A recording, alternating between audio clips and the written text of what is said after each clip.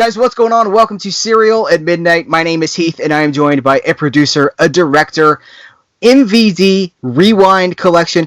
Guys, Eric D. It's D. Eric Wilkinson of MVD, the man responsible for so many. You know what? I'm just gonna hold up the collection right here. So this is the MVD Rewind Collection. Nice. This is you, man. So thank you for joining us here at Serial at Midnight.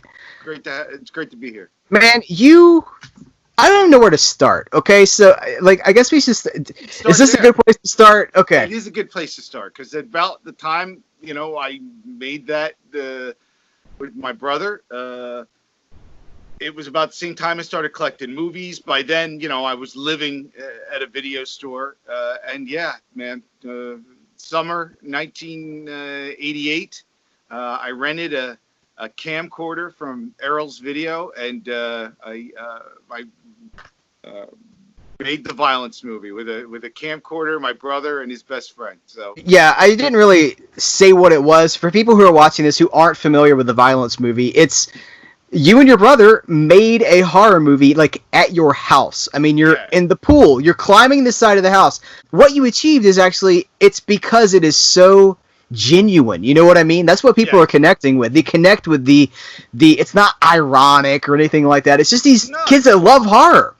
It's just I remember when I was at the time I worked for my dad, and I just did sort of he not to get too specific. One of the things I had to do for the job is I had to take one of my boss's cars to get an oil change. So I'm sitting waiting for that car to get an oil change, and I'm like, hey, I have an idea. I'll make my own horror movie. And I sat down there with a pen and a notepad, and I sort of wrote down, scene 1, scene 2, scene 3, and kind of jotted down what I wanted to shoot. And I still have those notes somewhere up in, I actually we scanned them, and I think I put them on the disc. But you can see everything that I had mapped out. It's actually on the disc. Like, you have to hit play in the bonus. Yeah. I was just saying if it was listed. Yeah, but you could see the original note. I mean, I came home from work that day. It was like 5:15, and I drove to Errol's Video. I rented a VHS camcorder, and we shot it. One of the Errol's videos on one of these Rewind collections. I was trying to find which one. Do you remember off the top of your head which one it is? Errol's Video is Bright I'm looking. City. Okay, here it is. For those of you who don't remember. Here it is. All right. Now that's the Errol's Video thing. Errol's Video used to put the VHS in these big boxes. They used to cut out they used to cut out the movie box and glue it to these big red boxes, and the tape would be like the foam's all just the tape would be inside here. I mean, these are actual tapes from Errol's Video. I have 2. I used to have a bunch of them. I threw them out, which I'm but it's cool. Like, if you could see, they put that's awesome. Foam. Yeah. And I want to do a rewind cover. I want to do a rewind cover that emulates the Errol's Video box. That looks like it's cut out with the color and the red and the texture and maybe. So you did the clamshell one with My Samurai. I did. Yes. You kind of see like it's been cut. Oh. And the attention to detail. I'm so sorry. I'm going out of frame so I could reach over and grab my. That's copy. okay. The attention to detail on this, you have no idea. My brother is the graphic designer on these, so the attention to detail that we put on these is it's really, you have no idea how I slaved over this with him to get it right. So the paper looked like it was miscut, and you could see the translucent tape on the side there. It's like I'm very proud of how this slipcover came out. I mean, some people, if you look at it, it almost looks like it's in a plastic box. It does. It's when you posted that, because you're the guy that posted this stuff on Facebook, right? When when you posted this, people were like, "Wait a minute, is that a picture of a plastic case, or is that?" And you're like, "That's the cardboard. That's the slipcase." People are like, "Whoa!" And it really does. Like, it looks like it's made out of plastic and cut. Like this has been cut. But no, it's all just a slipcase. It's just it's so remarkably done. I also love that these have the clean artwork underneath it, because you get some people, I don't know why, some people don't like the slipcovers. They don't like the retro VHS thing. Mostly all of them will always have the retro VHS look. The Point did not have that because there were with that particular title there were things we couldn't do, and everything had to be cleared with the lawyer because of the Nielsen estate on that title. And I just felt it would be easier for me to keep it clean rather than go back and forth and try to explain to them why I'm putting these stickers on. I didn't want to cover up anybody's name or artwork. So that one does not have stylization on it. And the Split Second won't have a beat up look to it either, because the Dude Designs did such a nice cover. I didn't want to mess with what he did, so I'm keeping that one clean. But we have a few others coming that I'm really excited about. That, of course, I'm going to go back it's got to be the right year, though. I forget what year Errol's Video went out of business, but if I'm going to do an Errol's Video slipcover homage, it's got to be a title that was in Errol's Video. So these are personal for you, right? Like, we don't have to get super into it if you don't want to, but Easy Video, does that have any meaning? Or no, it doesn't. Other than I just thought it was. I remember the store, but we didn't have Easy Video near where I live. The ones, some of them have fun little personal things, like Savannah Smiles has National Video on there. So the National Video was a video store I used to go to every Thursday to get my new releases back in '86 and '87. And the owners of the National Video, I forget their names, Tom and Steve, I forget, but they were so nice to me. So that one's got something on there. Some of them are just, I paid a little homage to Kevin Smith and Clerks with this one. It says, I didn't know who owned RST Video, so I switched the T and the R. It says TSR Video. RST Video is the name of the video store from Clerks. Yeah. So there's that one. I'm not even supposed to be here today. Yeah, right. But I don't know. Some of them have. I think one of them I put on there the video. I forget which one it is. Has the video store that I worked at when I was a kid, Hometown Video. But I forget which. Nice. Has got Hometown. Yeah, there's a stack here. Wait, hold on. What is this? Here it is. It's Showdown. Yeah, Showdown has Hometown Video. So I saved my my membership card. And I scanned it. And I just made it look like a sticker and put it on there. That's so cool. So clearly the love of this, I mean, you just talked about the passion for the violence movie. You've carried that with you all the way through. Did you ever have any aspirations of being a director? I mean, you started by directing these two, homemade horror movies. Did you have plans for, continuing that?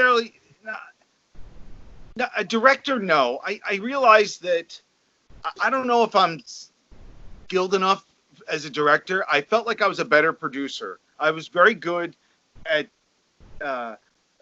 concept and idea, and then helping put together all the pieces of the puzzle. You know what I mean? I have ideas and things like that. I don't know. I don't really have aspirations to be a director. The violence movie barely counts as directing for me. But, when we made, I produced and co-wrote a film called Mischief Night, and that came out in 2013 that I'm really proud of. There's a couple of lines of dialogue, the hindsight being 2020, that I would change.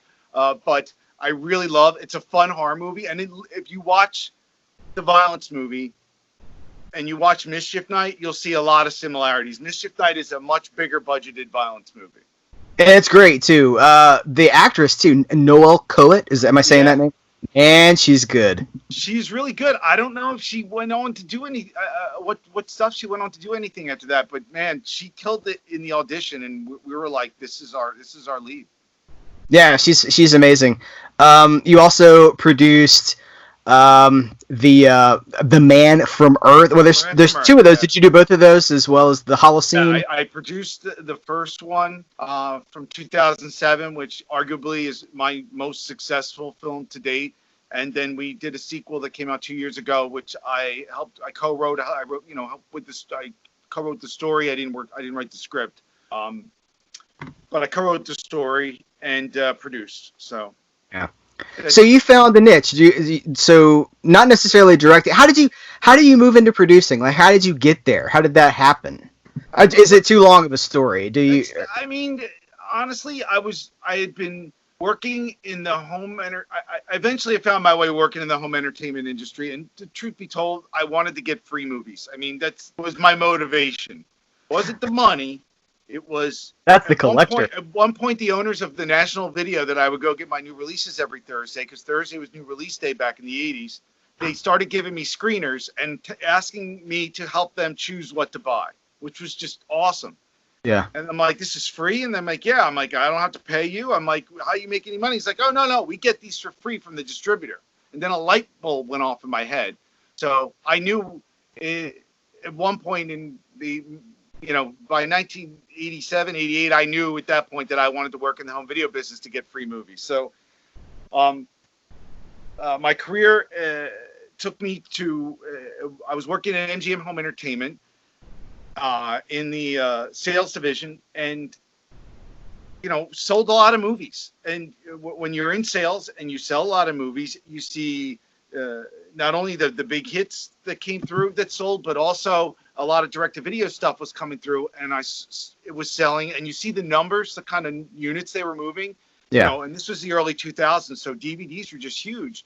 And some of they weren't even huge movies. They were these smaller independent films. I would just see really big numbers, and I paid close attention to who was in them, what the genres were, and I finally said, I think I could reverse engineer a movie. If we can make a movie for X amount of dollars and get these kinds of, if we can convince these level of stars to be in, we can make a profitable film. And I sort of backed my way into producing. And I had Richard Schenkman, who's my producing partner. There was a lot I didn't know that, he took the time to teach me. And, we split the work up, because I was good with the creative. And yes, Richard Schenkman, that was a movie he made before Man from Earth. Yeah. He took care of a lot of the artistic part of it. And I raised money, and I handled marketing, and, we kind of split up. I did projections. So we kind of split the work up. And, I learned a lot from him. And after that, I went on, and I was fortunate enough to make a few more films. So, well, it's a success story. And, I kind of want to say this. The experience that you've brought to it shows in what you're doing now. You do MVD Rewind, you also do the MVD Marquee Collection, correct? Yes. And it's kind of, can we talk a little bit about what, you're the guy, right? I'm the guy. We can talk about whatever you want, man. It's the guy. Well, I'm the guy. Are we at liberty to talk about your roles and stuff? I mean, listen, the company, there's a reason why MVD's been around for as long as it has. It's a lean company. Yeah. And we have to wear a lot of hats. I'm passionate about collecting movies, and I'm passionate about making collectors happy with the kind of stuff that we put out.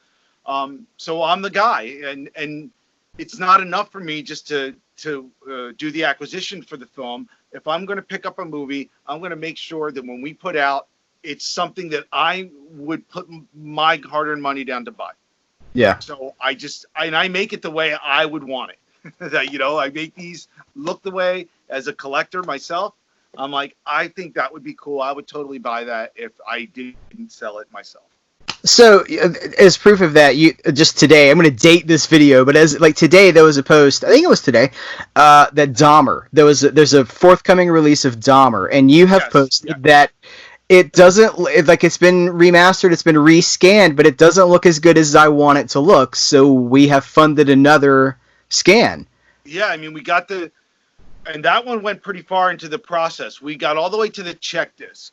So, and just to give you an idea of, what I do is I also QC these things to make sure, especially after the debacle with Lionheart, I want to make sure that everything's perfect. So all the bonus features, everything on that disc was great. And I was looking at the transfer, and I'm like, it looked pretty, it was definitely HD, and it looked pretty good, but I'm like, something seems off. So I had it on, I have one monitor, it's a 4K monitor. I took it off that monitor, and I put it on a portable player, and it looked off on that. And then I took it to my screening room, put it in there, blew it up 10 feet, looking at this thing. I'm like, something's off here. So then I took I took my phone out, took pictures of the screen, and I texted them to Joe Rubin over Vinegar Syndrome. I'm like, am I crazy or does this look messed up? And he said, what I did was I took a picture of the Dahmer, then I pulled out another disc from 2000, a Blu-ray of a movie, an indie movie from '02, took a picture of that, sent them both, and I'm like, this is off. And then we got in touch with the filmmaker.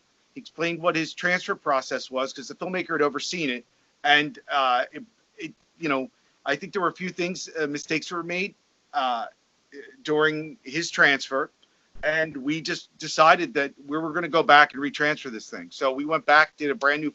It's not now a new 4K transfer. But keep in mind, the other option is, had we put that out and people complained, I would either had to recall it, which I don't want to do, or I would have to say, well, this is as good as it gets. And I try very hard to be upfront. When we did Savannah Smiles, and even The Point, there's a huge paragraph on the back of The Point explaining what we had to do to get the master as it is. It's not. We had to work on that one. We had to work off a 16 millimeter print. That's all. We searched high and low for a master for negative, couldn't find it. But I'm always very upfront about the process. So when people buy our stuff, they can rest assured that we've done everything we can to bring you the best possible materials. We have. Yeah, and you're always honest about it. And I think that integrity, I don't know, it's just this, you are authentic. And it's not like there's a committee of people. It's not a whole boardroom full of people. It's you, and you clearly take some personal responsibility for what you're putting out there. And that's super refreshing, man. I mean, that's just really, as we're moving into this more collectible, you and I talked a little bit earlier, like physical media is allegedly dying. It's not dying. It's just moving into like a niche where it's collector driven. It's the enthusiasts. It's those of us who were there 20, 30 years ago with the VHS. It's you in the video store. Like, I get to take the VHS, like I get to keep these. It's that. It's the enthusiasts. And so you being able to make these decisions, hey man, like the Snapdragon, the Pamela Anderson Snapdragon thing, like you post the announcement for this, you're like, guys, I'm not sure what cut of the version or what cut of the movie this is. There's, I think you're honest, man, and so no one can come up front. I mean, if I and I'm honest, even there are guys doing what I'm doing that are better at it than me, meaning they're better at identifying, and I'm improving, but like in terms of like there are times where I didn't realize there were two. I didn't know there were two versions of Snapdragon until people started telling me, and then I'm like, oh shit, do I have an? Oh, I don't know if I cursed. That's okay. That's okay. Do I have do I have enough time to go back and find that other version? And the other option I have to weigh is the amount of money I'm going to spend to find that other version. Is it worth the spend? Because we have to, the key, in order for me to keep this thing going, it has to be profitable. And we haven't gotten, these things don't make millions of dollars, let me tell you, but they sell enough for me to go and get more movies to keep them going. Yeah. So, and the Marquee Collection, and I've always been honest about this, some of the Marquee Collections have great bonus features and stuff, but at the same time, some of those titles like Snapdragon, that's pretty much the movie, and maybe, I don't know if there's a trailer on there or not, but I also price them accordingly too. Like I announced Delirious today, the Steve Buscemi film, the Tom DiCillo directed film, and I know it's, he's made some really popular films, like Shout Factory put out Living in Oblivion. I know that Delirious might not be familiar with some of our customers, so instead of trying to price it at $29.95 or $34.95, I literally priced that Blu-ray at $19.95. I think that's the way to go with that, because I want you to say, you know what, I trust Eric. He does a pretty good job of curating and picking these films, and at $19.95, Amazon will be selling it for $13.99. I hope our customers support it. Yeah. Well, it's stories like this and being able to connect people that, you're not a company, you're a person. There's a person responsible for these decisions, and I just think that I want to support it, and I know other people do as well because it's a connection. You know what I mean? We connect with the person behind this. I have some questions. I asked some of our Patreon supporters if they had any questions, and there's a lot. I've kind of held back on some of my own because I know they're going to hit these. But so Corey asks, how do you decide what makes a movie a good fit for the Rewind collection? What do you look for in a movie to say, yep, that's the one? Well, first and foremost, it's when did it come out? So it's the date. Mostly, I'm going to say, 70s to the 90s, through the 90s. And then it's got to feel like what I call a video store title. So like, Dahmer felt a little more contemporary for me. It didn't feel like old enough to be Rewind. At the same time, I'm trying to think. It's like a gut thing, At the same time, though, Abominable. I mean, that film. I'm reaching out of this frame here. Like this film was from 2006. So, or 2005, 2006. So, yeah. But it had a cast that it had artwork by Drew Struzan. It had a cast with Lance Henriksen and Paul Gleason and Jeffrey Combs and Dee Wallace. So. This felt like Rewind to me, even though it was from 2006. So, so it's a gut thing. Yeah, I mean, it's the age, and also, if I remember seeing it on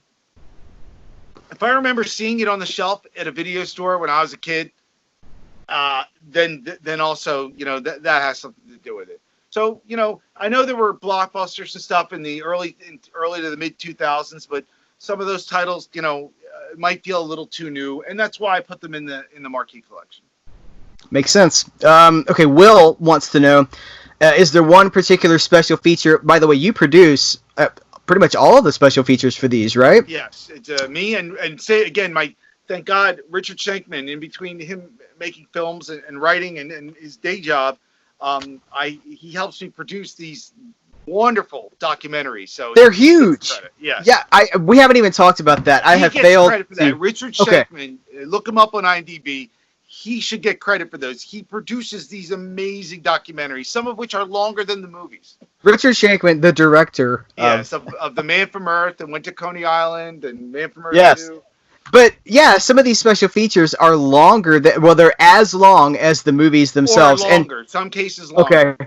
And one of the questions actually is they said in their lead up to the question, they're like, I'm comfortable blind buying sometimes because if the movie's a miss for me, the story behind the movie is enough to justify the price. So that I thought you'd want to know that. But so Will says, is there one particular special feature you're most proud of? Is there anyone you tried to have participate that you couldn't get?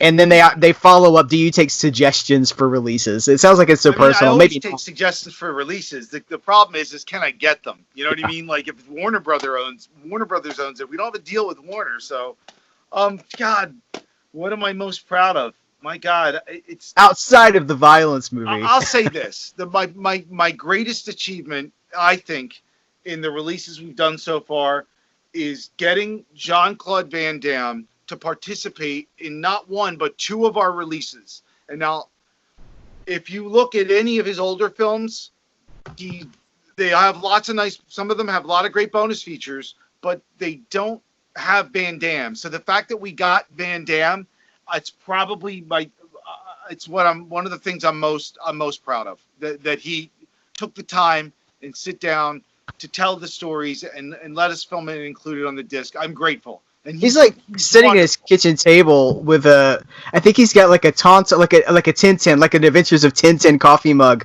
on the table. I'll say this: we're so grateful that he's willing to sit down and take the time to do it. That if he wants to set the shot and put that in, I know what you're talking about. We let it. I absolutely. Oh, I liked it. It's personality. It's like, oh, he likes Tintin. And how about that one? He did a promo where he held up our disc and said MVD Rewind. I mean, I was, dude, it just made my day. I mean, that's my greatest achievement. If I have to pick one, it's that. That's it. That's awesome. Nate, who is a designer, he's done stuff for Diabolic DVD. He designed this shirt. I just have to shout that out. Can you talk about the design choice in utilizing the original Media Home Video VHS design templates on the Rewind collection? Do you follow that? Does that make I sense? do follow that. Okay. I'll tell you why. Okay. It's one of my. I have an original. I always loved it. I have an original copy of Halloween, and I loved how they did the branding, original artwork, and we sort of, if you look at our releases, we copy. It's an homage. I didn't want to rip it off, but I like it. I wanted something that felt retro. I like the idea of having a banner on the bottom. So I sort of copied, what was on the media home. That's an homage because I wanted it to feel retro. Just like the video store Easter eggs and stuff, it's just your love of this running through everything. Again, it's because it's one man. It's that love that you've brought to it. So I think that's great. James, this is fun. How is it dealing with crazy collectors? Bent slipcovers, missing posters, late deliveries. I love them. Okay. Listen. I understand.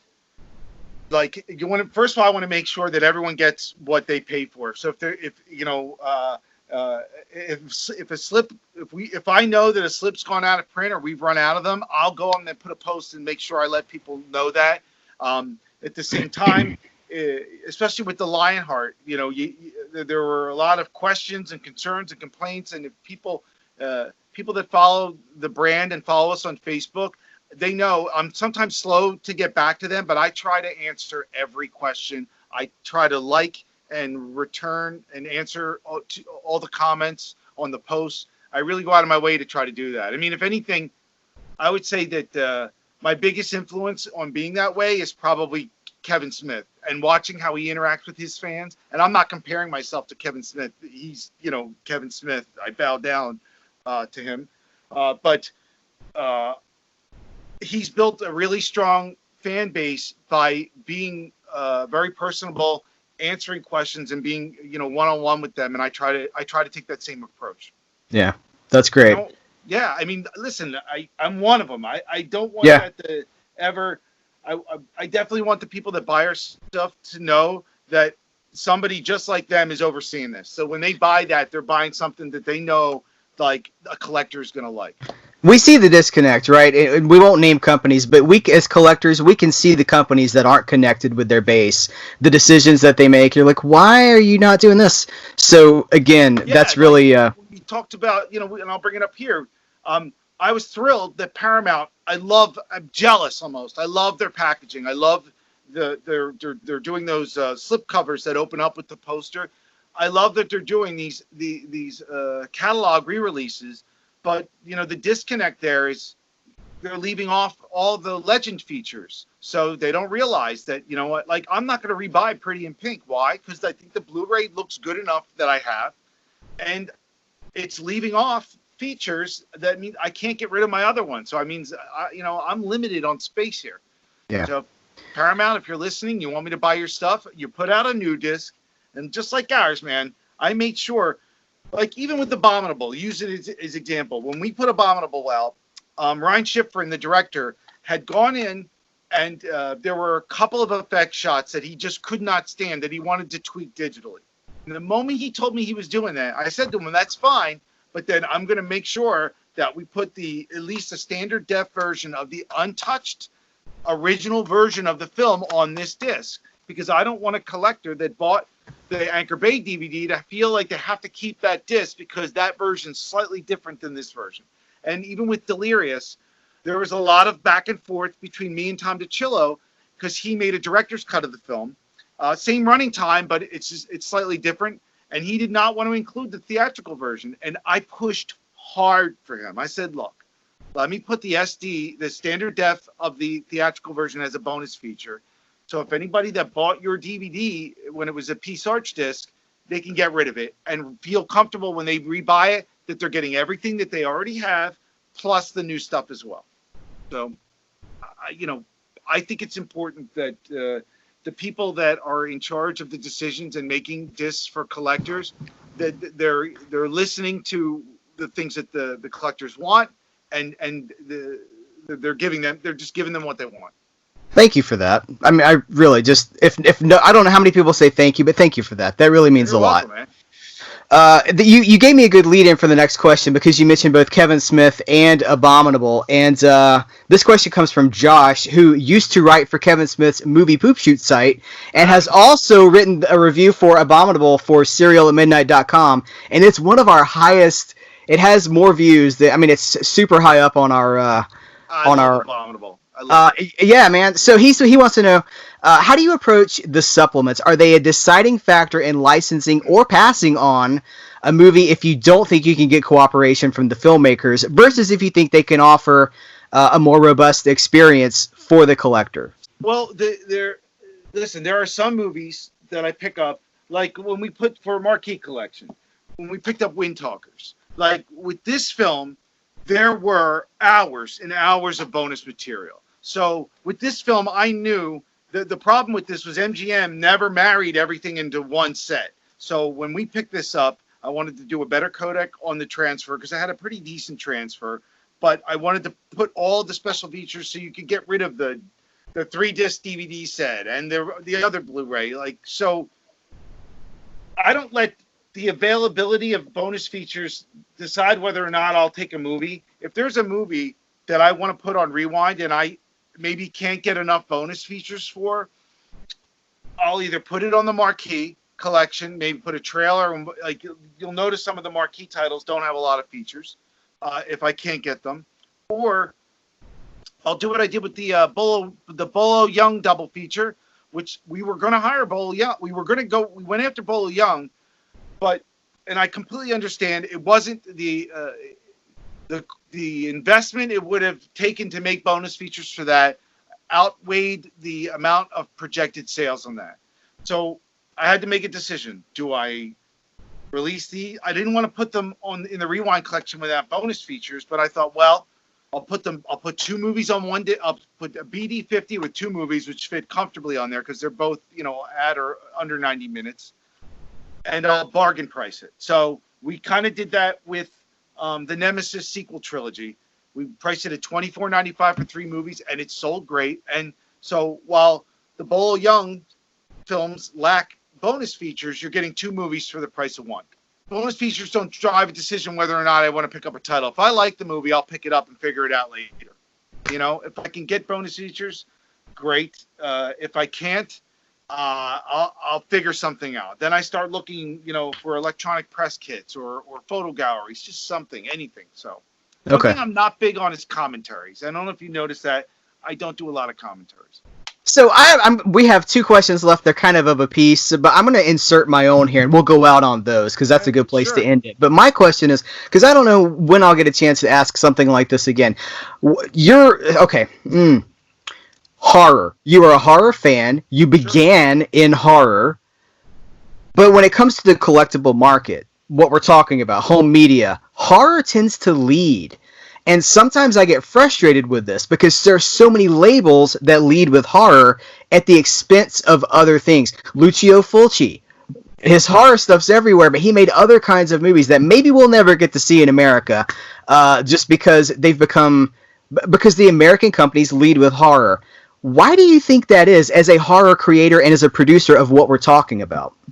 I mean, I think a lot of these companies lead with horror because the horror sells best. So I think they lead with it because it has a diehard, consistent fan base that supports pretty close to every horror. I've seen people's collections where they just every horror release they have them. MVD, we're late to the game, obviously, and there's not a lot of horror movies left that haven't been already released. So listen, if I have an opportunity to pick up a good horror movie, I would, of course, I'll do it. But it's not. I thought I was gonna. I decided to build a brand around the idea of going to a video store and having the personality of our line. I want it to be the same as the variety of the types of movies you would have found in a video store back in the day. So if I can get a horror movie, like we have Mikey coming out, which I'm thrilled. It's coming out in August. That was a horror movie that we were able to get. There's not a lot of horror left, which is why we don't have a lot of it. But I noticed the reason why, and I'm trying to get more. Like I love these kickboxing action movies. Yeah, that we got that one. I love those too. I love what you're talking about. Yeah, so I want more of those. There doesn't seem to be a lot of companies doing those. So right. when I have the opportunity to get those, I get them. I love Angel Town. That's one of my favorite releases. I do. I love it. It's so stupid. But that's the fun. Way. Yeah, exactly. I'm not insulting the film, but man, it's so entertaining. You guys also put out Showdown, which is another one that's it's dumb fun, but you can't. Great. Listen, I talked to you about this earlier. I was like, when you hear Billy Blanks and he's just so grateful and appreciative of everything, and then you hear the guy that was what was his name? Ken Scott. You hear Ken Scott talking. He was a Ninja Turtle. He was like, all his hopes and dreams were in this movie. He was going to be a face actor. He was going to be right there. And then he's reflecting on it. And he's like, I spent all this time working on my martial arts skills, my diet. I didn't show up as an actor for the movie. I could have been better. That is value. That's the stuff that I love. And you guys are doing that. So I think it's important that, and I tell this to, I think it's one of the reasons why we got, like on Double Dragon, we got Peter Gould. Peter Gould was one of the head writers for Breaking Bad, and he's now the showrunner and the writer and director for Better Call Saul. And I was grateful. We asked him to participate, and I knew he was a busy guy. But one of the things I made sure that we expressed were we're going to turn the camera on, and we want you to be honest. Some of the bigger films, like the MGM, the Double Impact, the challenge with when you do a studio film is you have the studio lawyers telling you got to cut this, you got to be careful what he says here because they don't want to get sued. So when you have a studio film, when you do a special edition of a studio film, it can be it's more challenging to get real honest answers. For the indies, I tell them I want them to be honest and and be fair. Don't. I want them to share how they felt. If it was a negative experience or something that didn't quite work out, tell us why you felt that way. You know what I mean? Let's hear your opinion. And I think that's why people like the docs we make. It is one of the reasons. It's one of the reasons is because it's honest, and that's that level of honesty. We talk a lot about, I call them cotton candy special features, and other people call them dandelion special features, and there's just nothing there. You know what I mean? Like the wind blows and it's gone. It's 4 minutes and like, oh, it's great, so and so was great, and there's no substance to it whatsoever. So when companies like, when you put out stuff like this, when you produce these documentaries that have actual value, stories from the production, it's so important for the legacy of these movies, whether the movies succeed or not. I told you this when I talked to you the first time. I said, whether the movie succeeds or not, it's the pursuits that is really what matters, and you get the story of the pursuits in the special features. So great. And it's, what's great about some of these, and especially when they're indie films that have limited budgets, I think the stories are really entertaining to hear how it all came together, Yeah, it is. Yeah.